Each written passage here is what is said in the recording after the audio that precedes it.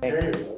All right, so the medical report has some interesting features in it. Hold your breath. It's got to apply to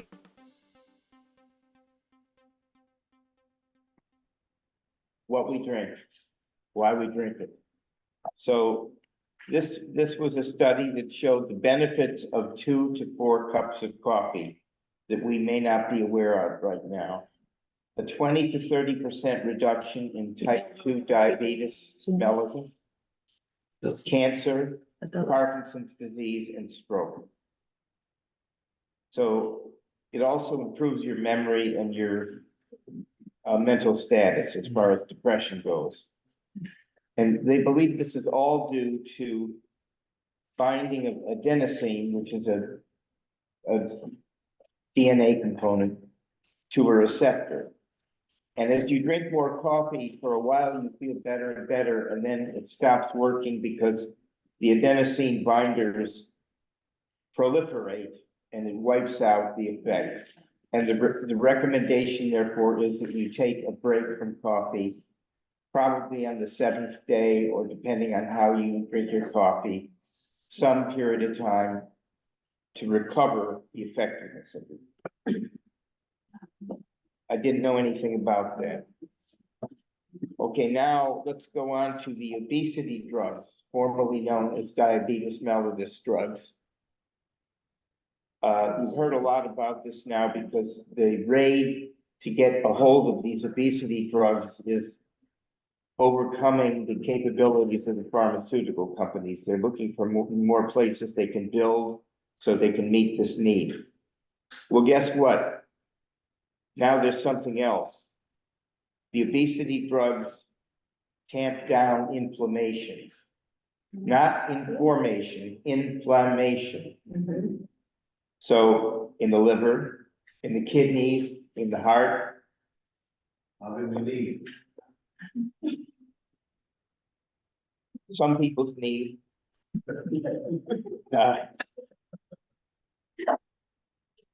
Yeah, so they are called GLP-1 receptor agonists. And they now found that some of it leaks across the blood-brain barrier, which is hard to cross, but you don't have to push it, it goes on its own. And so there is the possibility that this could have an impact on the treatment of Alzheimer's and Parkinson's. Work in progress in mice. You don't know any demented mice, but there's hope for them, and if they do it, then there's hope for us.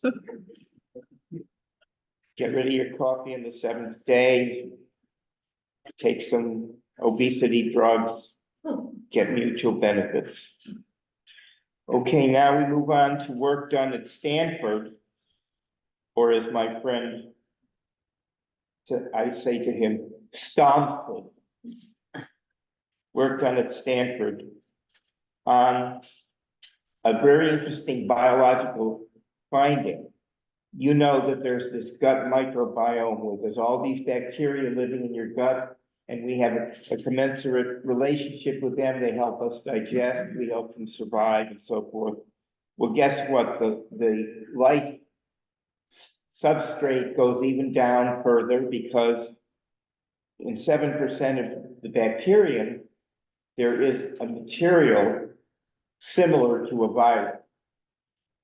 It's not strictly speaking a virus, but it's RNA and it's in a circle.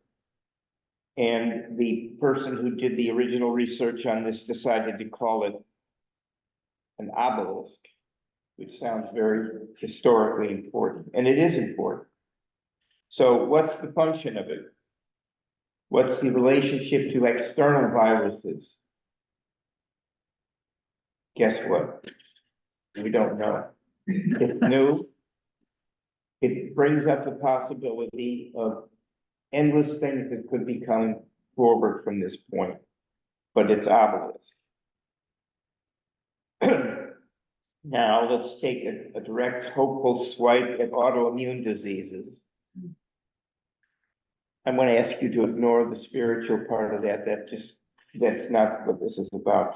This is work done at the University of Calgary in Canada. Canada's not usually in the research community, but there's somebody there named Per Santamaria, and he's doing this work in Canada. And he started out by attaching an iron oxide bearing nanoparticle, small particle. He puts this iron oxide on the surface of it, and then he gives it to the research animals. Isn't iron oxide rust? Could be, yeah, depends where you find it. But he was working on this, and he suddenly got this idea, I'm having an effect here, maybe I could use this effect purposefully to begin to go after inflammation. So the problem with autoimmunity is your body goes and takes a shot at some erstwhile normal tissue, your muscle, your joint. So there's a whole bunch of autoimmune diseases. And he said, maybe I could modify this approach and have some impact there. And then the research community jumped in, and Per Santamaria has been working on it 20 years. And it looks like they're finally beginning to come home to an actual approach, which might work. Many similar trials have been conducted with other materials. It's not all about iron oxide at all anymore. So there was one person in a brief introductory trial whose symptoms of lupus went away for 2.5 years.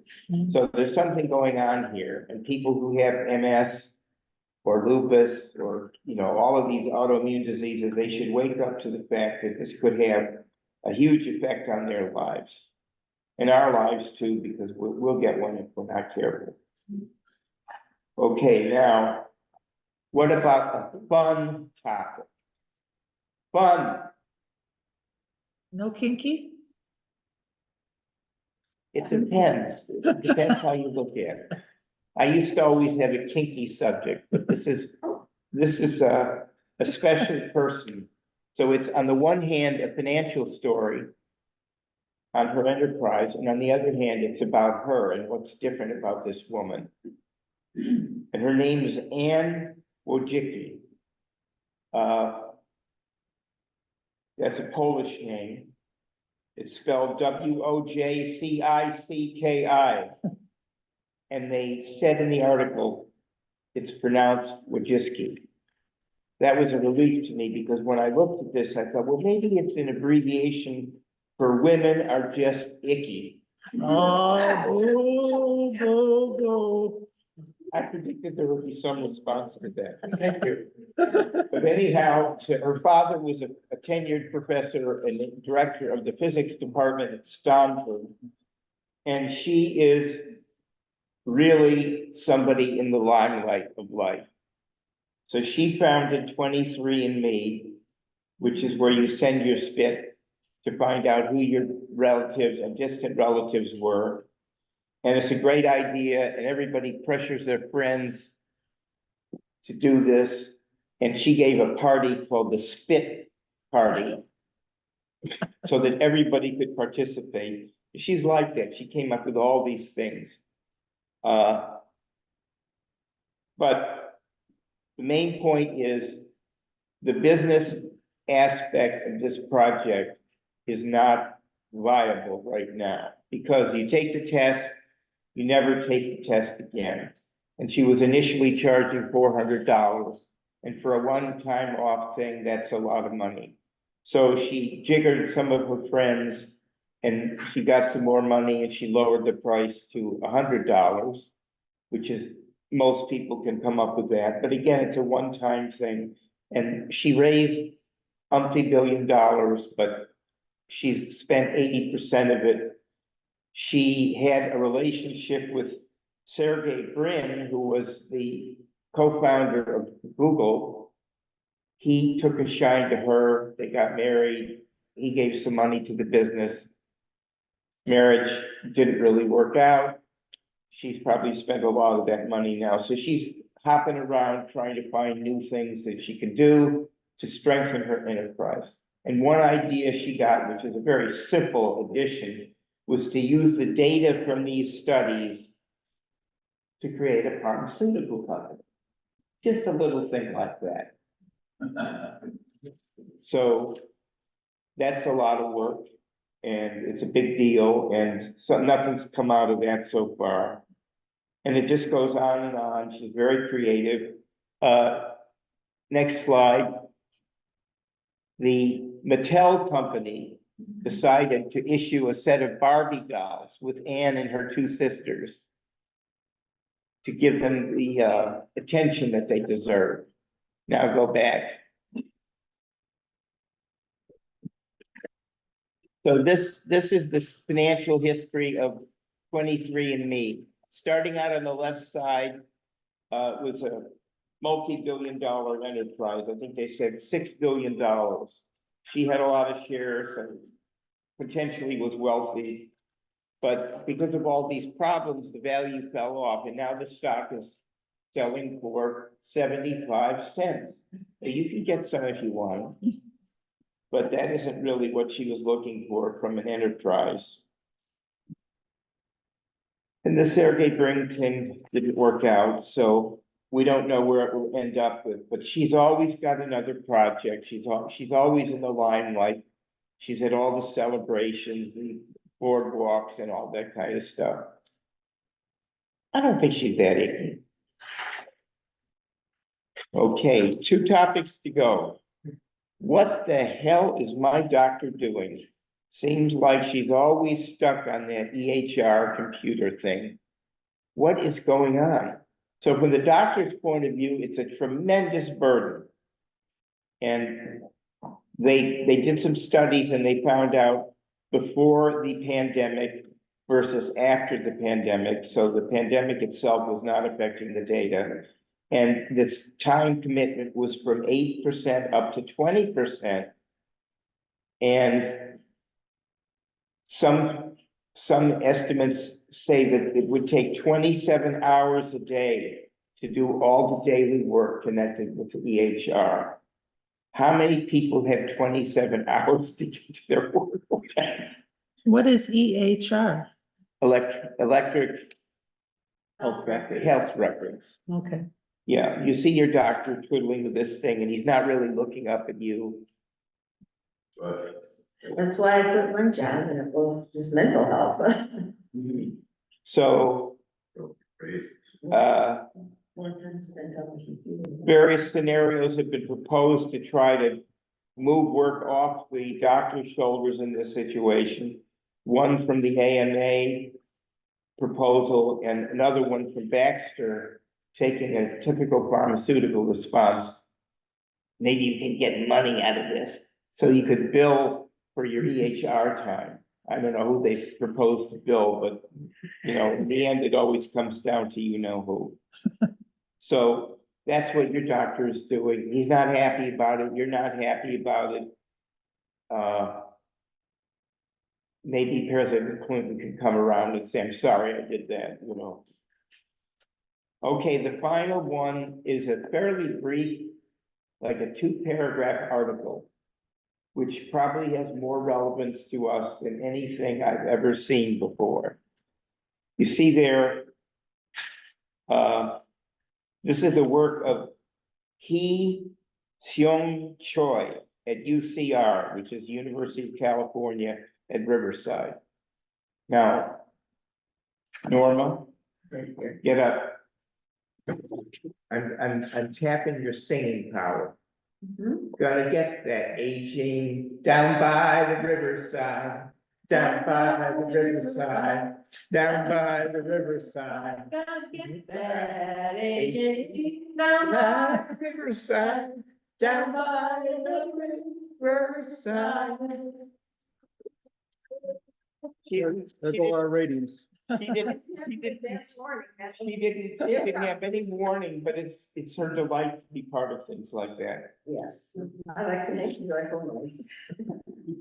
So they are finding in plants, not yet in people, but in plants, something called the Golgi body, Golgi, which is a lipid-bound, membrane-bound sac that sort of has a duty inside of the plant cell to sort out materials, proteins, and old parts of decaying materials, and reassign them to where they are supposed to be going. They called it like the post office of plants.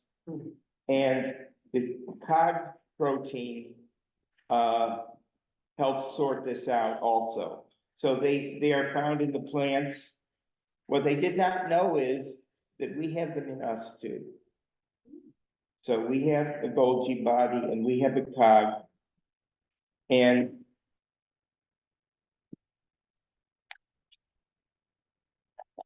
in light of this, what you get in the plant when you experiment with it has relevance to us, being the people. So the experimenter is there holding the plant that the research was done on. On the left side is a healthy plant with everything it needs. On the right side is an aging, failing plant, which is going down the tubes, aging.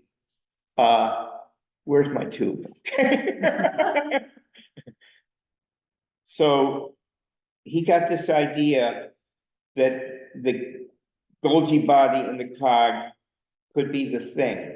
So what he did was he created mutants in which they were not present in functional form. Then he took the two plants and grew them in the light.